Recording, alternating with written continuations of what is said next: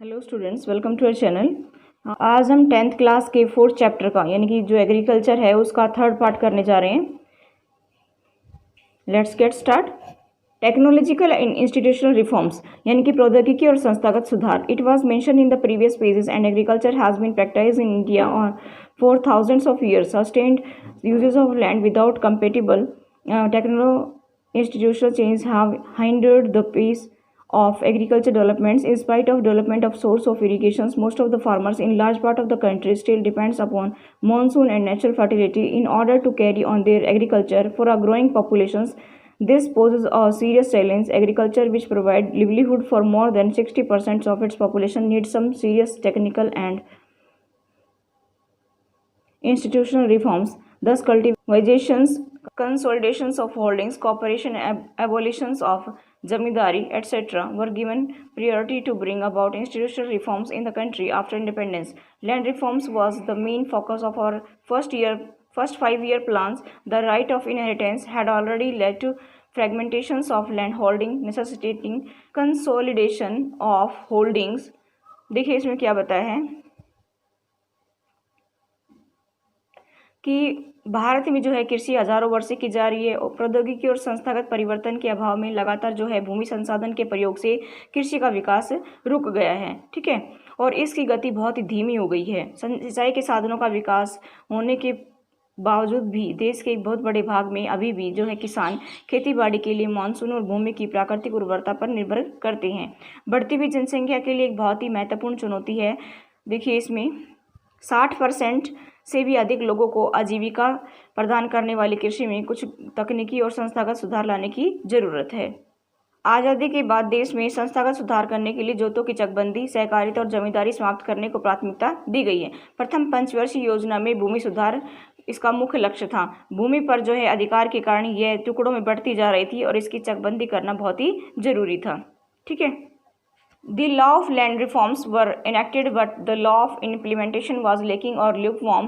The government of India embarked upon introducing agriculture reforms to improve Indian agriculture in the 1960s and 1970s. The Green Revolution, based on use of packaging technology, and the White Revolution's Operation Flood were some of the strategies initiated to improve the lot of Indian agriculture, but this too led to the concentration of development in few selected areas. Therefore, in the 1980s and 1990s, a comprehensive land development program was initiated, which included both institutional and technical reforms. Provision for crops insurance against drought, flood, cyclone, fire and disease. Establishment of Gramin Bank, cooperative societies and bank for providing loan facility to the farmers at lower rates of interest were some important steps in these directions. देखिए, भूमि सुधार के कानून तो बनाए गए लेकिन इसको लागू करने में बहुत ज़्यादा ढील दी गई। 1960 और 70 की बात करें तो भारत सरकार ने कई प्रकार के कृषि सुधारों की शुरुआत की। ठीक है, और पैकेज टेक्नोलॉजी पर आधारित जो हरित क्रांति, श्वेत क्रांति जैसी कृषि सुधार के लिए कुछ रणनीतियां भी शुरू की गई। इसके कारण जो है विकास कुछ क्षेत्रों तक ही सीमित रह गया। 1980 और 90 की बात करें उसके दशक में तो व्यापक भूमि जो विकास कार्यक्रम शुरू किया गया जो संस्थागत और तकनीकी सुधारों पर आधारित था। इस दिशा में उठाए गए कुछ महत्वपूर्ण कदमों में जो है सूखा, बाढ़, चक्रवात, फसल बीमा, बीमारी के लिए फसल बीमा के प्रावधान, किसानों को कम दर पर ऋण सुविधाएं प्रदान करने के लिए ग्रामीण बैंकों, सहकारी समितियां और बैंकों की स्थापना शामिल थे। ठीक है, आगे देखिए। किसान credit card, KCC, personal accident insurance schemes are some other schemes introduced by the governments of India for benefit of the farmers. Moreover, special weather bulletins and agricultural programs for farmers were introduced on the radio and television. The government also announced minimum support price, remunerative and procurement prices for important crops to check the exploitations of farmers by speculators and middlemen. देखिए किसानों के लाभ के लिए भारत सरकार ने किसान credit card और व्यक्तिगत दुर्घटना बीमा योजना की शुरुआत की और इसके अलावा जो है आकाशवाणी दूरदर्शन पर किसानों के लिए मौसम की जानकारी और कृषि कार्यक्रम प्रसारित किए जाते हैं। और क्या किया गया इनके लिए, किसानों के लिए जो है जो दलालों के शोषण से बचाने के लिए न्यूनतम सहायता मूल्य और कुछ महत्वपूर्ण फसलों के लाभदायक खरीद मूल्यों की सरकार घोषणा करती है। आगे देखिए, Contribution of agriculture to the national economy, employment and output. Agriculture has been the backbone of the Indian economy, though its share in the gross domestic product has registered a declining trend from 1951 onwards.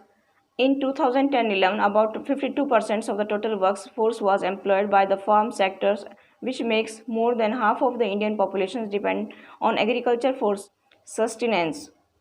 कृषि की राष्ट्रीय अर्थव्यवस्था, रोजगार उत्पादन में योगदान। कृषि भारतीय अर्थव्यवस्था की रीढ़ की हड्डी है। सकल घरेलू उत्पाद जिसको जीडीपी बोला गया है में कृषि के योगदान का अनुपात 1951 में लगातार घटने के उपरांत भी ये 2010-11 में देश की लगभग 52% जो है जनसंख्या के लिए रोजगार और आजीविका का साधन थी। The declining share of agriculture in the GDP is a matter of serious concern because any decline and stagnations in agriculture will lead to a decline in other spheres of the economy having wide implications for society। यानी कि देखिए इसमें क्या बताया कि जो कृषि का सकल घरेलू उत्पाद में घटता जो अंश है वो एक गंभीर चिंता का विषय है और कृषि में किसी प्रकार की गिरावट और प्रगतिरोध अर्थव्यवस्था यानी क्षेत्रों में गिरावट लेंगे तो समाज के लिए क्या होगा, नुकसान होगा। ठीक है, देखिए आगे, considering the importance of agriculture in India, the government of India made concentrated efforts to modernize agriculture. Establishment of Indian Council of Agriculture Research, agriculture universities, veterinary services and animal breeding centers, horticulture developments, research and developments in the field of meteorology and weather forecast, etc. were given priority for improving Indian agriculture. Apart from this, improving the rural infrastructures was also considered essential for the same. कृषि के महत्व को समझते हुए भारत सरकार ने इसके modernisation के लिए काफ़ी प्रयास किए हैं। भारतीय कृषि में सुधार के लिए भारतीय कृषि अनुसंधान परिषद और कृषि विश्वविद्यालयों की स्थापना की गई। पशु चिकित्सालय सेवाएं और पशु प्रजनन केंद्र की स्थापना की गई। बागवानी विकास और जो है मौसम विज्ञान और मौसम के पूर्वानुमान के क्षेत्र में अनुसंधान और विकास को वरीयता दी गई। ठीक है, it is clear that though the GDP growth rate is increasing over the years, it is not generating sufficient employment opportunity in the country. The growth rate in agriculture is decelerating, which is an alarming situation. Today, Indian farmers are facing a big challenge from international competitions, and our government is going ahead with reduction in the public investment in agriculture sector, particularly in irrigation, power, rural roads, markets, and mechanization. Subsidy on fertilizers is decreased, leading to increase in the cost of productions. Moreover, reduction in import duties on agriculture products have improved detrimental to agriculture in the country. Farmers are withdrawing their investment from agriculture, causing a downfall in the employment in agriculture. देखिए पिछले वर्षों से जो देखिए कि सकल घरेलू उत्पाद में बढ़ोतरी हुई है, इसे देश में पर्याप्त मात्रा में रोजगार के अवसर उपलब्ध नहीं हो रहे हैं। कृषि में विकास दर कम हो रही है, जो कि एक जो है बहुत ही चिंताजनक स्थिति है। वर्तमान में भारतीय किसान को प्रतिस्पर्धा से एक बड़ी चुनौती का सामना करना पड़ रहा है। ठीक है, कृषि सेक्टर में उनको चुनौती का सामना करना पड़ रहा है। रासायनिक उर्वरकों पर सहायकी कम करने से उत्पादन लागत बढ़ रही है। इसके अलावा जो है कृषि उत्पादों पर आयात कर घटाने से भी देश में कृषि पर हानिकारक प्रभाव पड़ा है। किसान कृषि में पूंजी निवेश कम कर रहे हैं, जिसके कारण से क्या हो रहा है, कृषि में रोजगार घट रहे हैं। आगे देखिए, food security.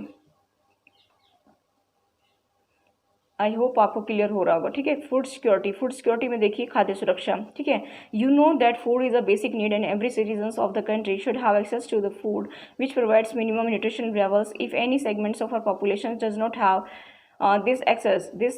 that segment suffer from lack of food security. The number of people who do not have food security is disproportionately large in some regions of our country, particularly in economically less developed states with higher incidence of poverty.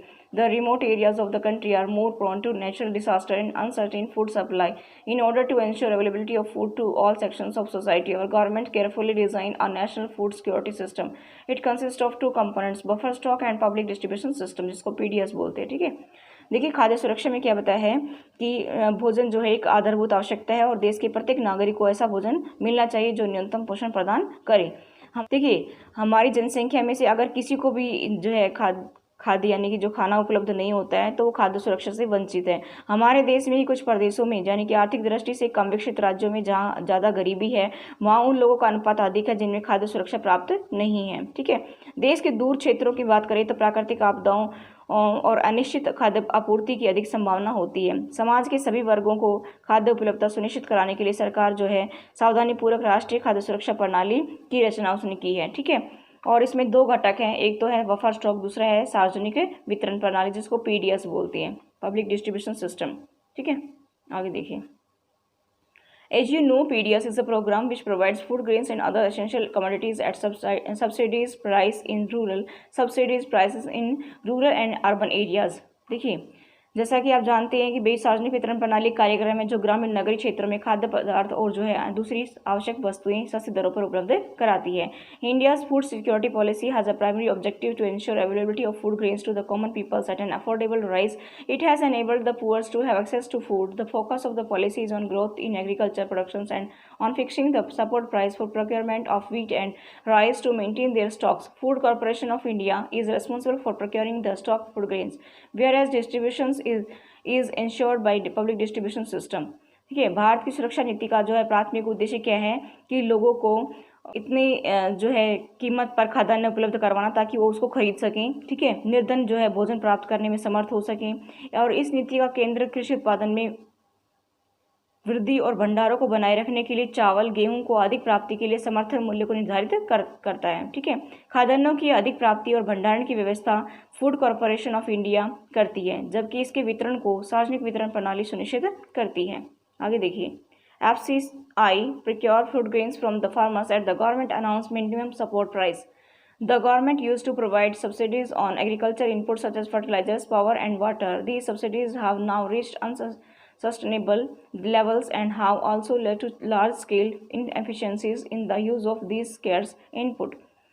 Excessive and imprudent use of fertilizers and water has led to waterlogging, salinity, and depletions of essential micronutrients in the soils. The high MSP subsidies in input and committed FCI purchase have distorted the cropping patterns. Wheat and paddy crops are being grown more for the MSP they get.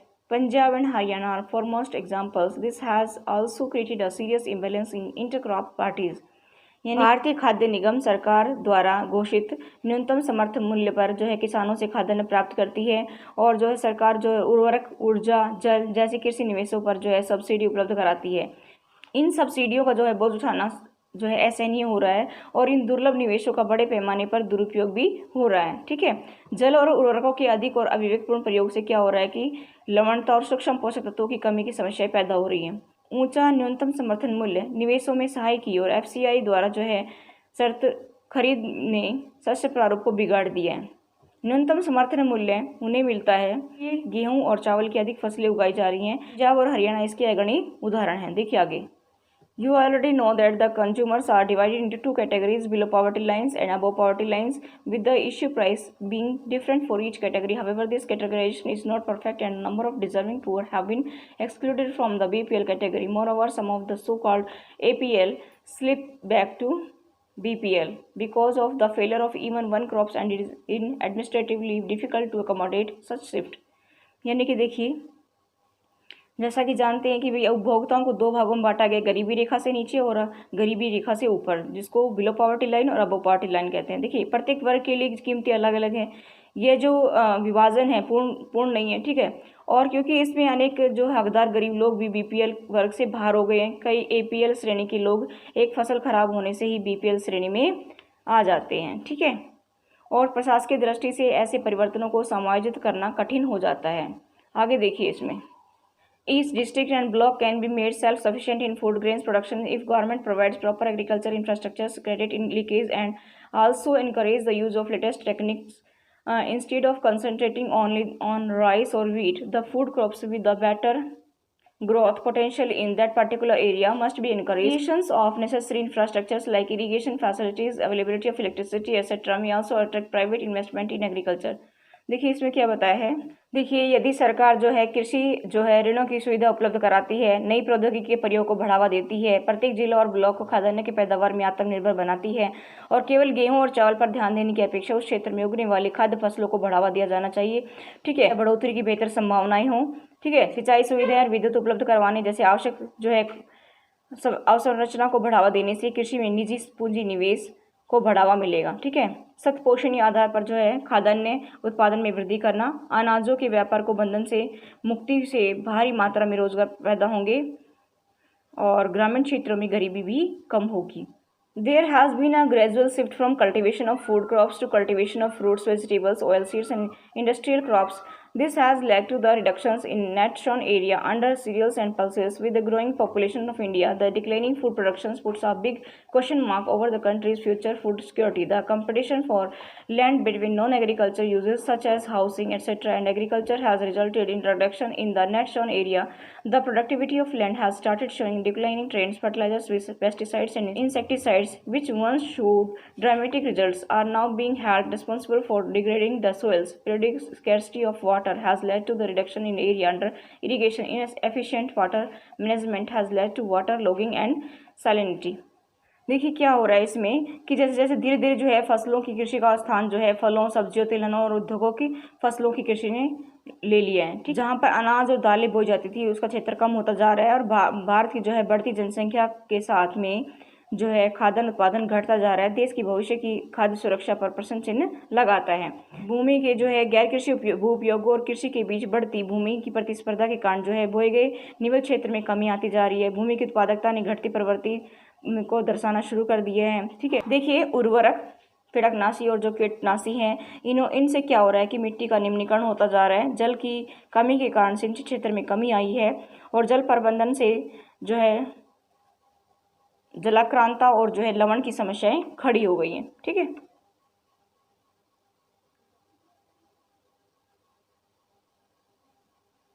One important reason is land degradations. Free power to a section of farmers has encouraged them to pump groundwater to grow water intensive crops in low rainfall areas in Punjab, sugarcane in Maharashtra. This unsustainable pumping has reduced water storage in aquifers.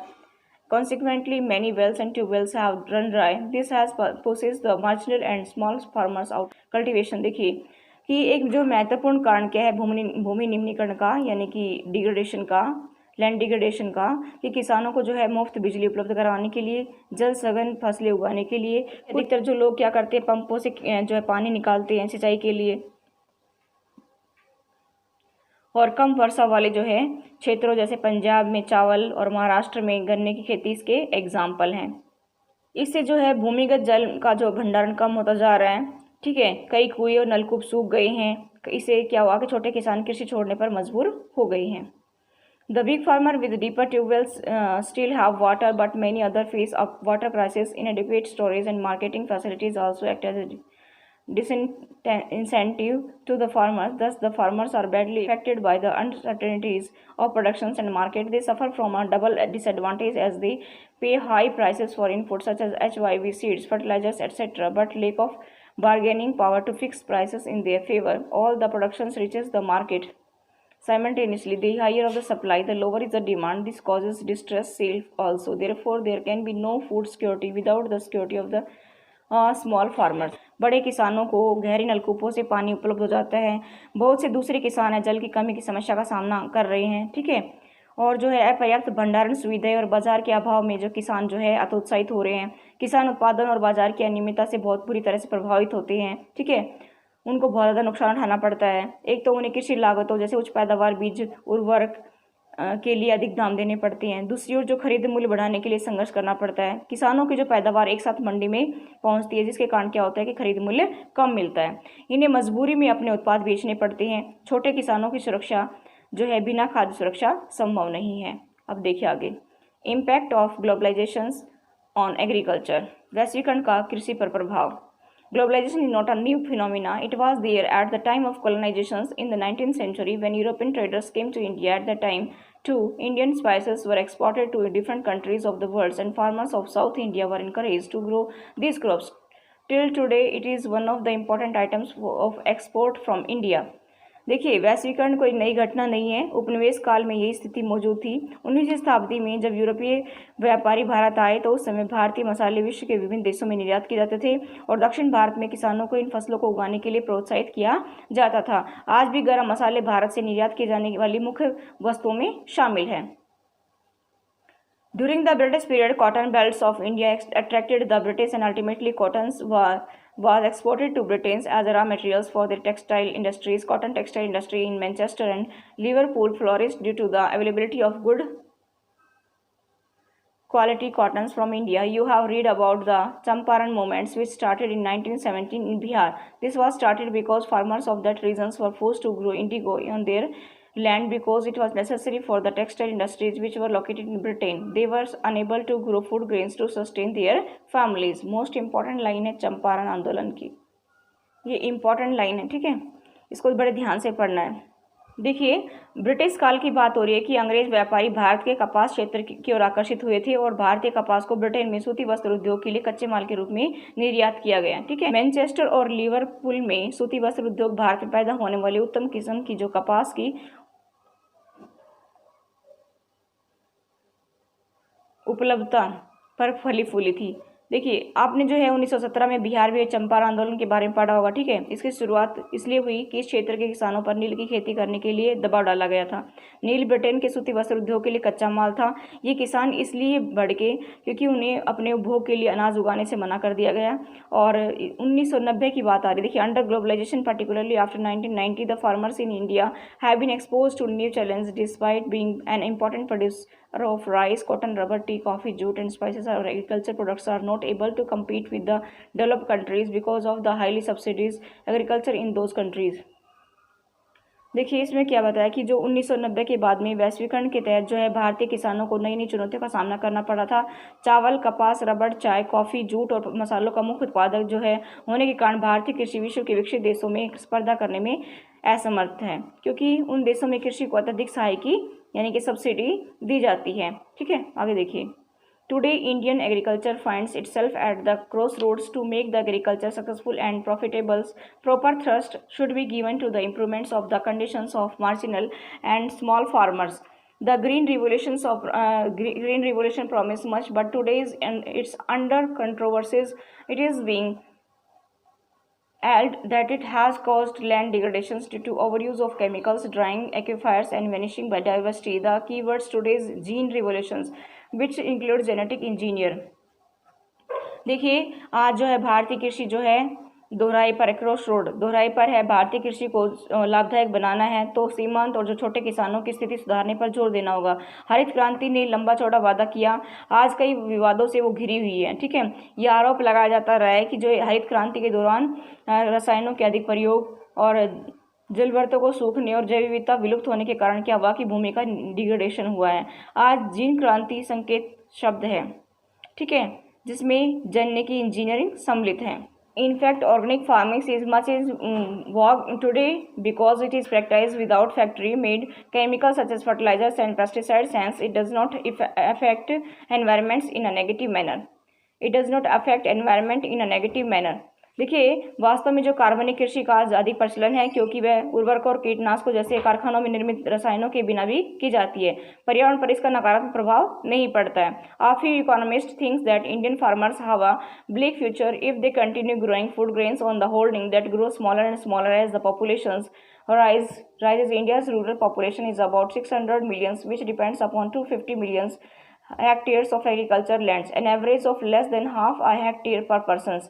यानी कि जो economist यानी कि फिर economist की बात हो रही है, कुछ अर्थशास्त्री का ये मानना है कि बढ़ती जनसंख्या के कारण क्या हुआ कि जोतों का जो आकार घटने लगा, खदानों की खेती जिस पर खदानों की खेती हो रही थी, ठीक है। भारतीय किसानों का जो भविष्य वो अंधकार में हो गया। भारत में लगभग 600 मिलियन जो है जनसंख्या लगभग 25 करोड़ हेक्टेयर भूमि पर निर्भर है, ठीक है। इस प्रकार एक व्यक्ति के हिस्से में औसतन आधा हेक्टेयर से भी कम कृषि भूमि आती है। भारतीय किसानों को सस्यावर्तन करना चाहिए और खदानों के जो है स्थान पर कीमती फसलें उगानी चाहिए। इससे क्या होगा कि उनकी आमदनी बढ़ेगी और साथ पर्यावरण निम्नीकरण में भी कमी आएगी। देखिए, Indian farmers should diversify their cropping patterns from cereals to high value crops. This will increase incomes and reduce environmental degradation simultaneously because fruit, medicinal herbs, flowers, vegetables, biodiesel crops like jatropha and jojoba needs much less irrigation than rice or sugarcane. India's diverse climate can be harnessed to grow a wide range of high value crops. यानी कि इससे क्या होगा कि देखिए, भारतीय किसानों को क्या है कि फसल बदल बदल करके बोनी चाहिए, खदानों के स्थान पर कीमती फसलें उगानी चाहिए। इससे आमदनी ज़्यादा होगी, पर्यावरण निम्नीकरण में कमी आएगी। फलों, औषधियों, पौधों, बायोडीजल जैसे जट्रोफा और जोजोबा, फूलों और सब्जियों को उगाने के लिए चावल या गन्ने से बहुत कम सिंचाई की आवश्यकता होती है। भारत में जलवायु विविधता का विभिन्न प्रकार की कीमती फसलें उगा करके इसका उपयोग किया जा सकता है, ठीक है।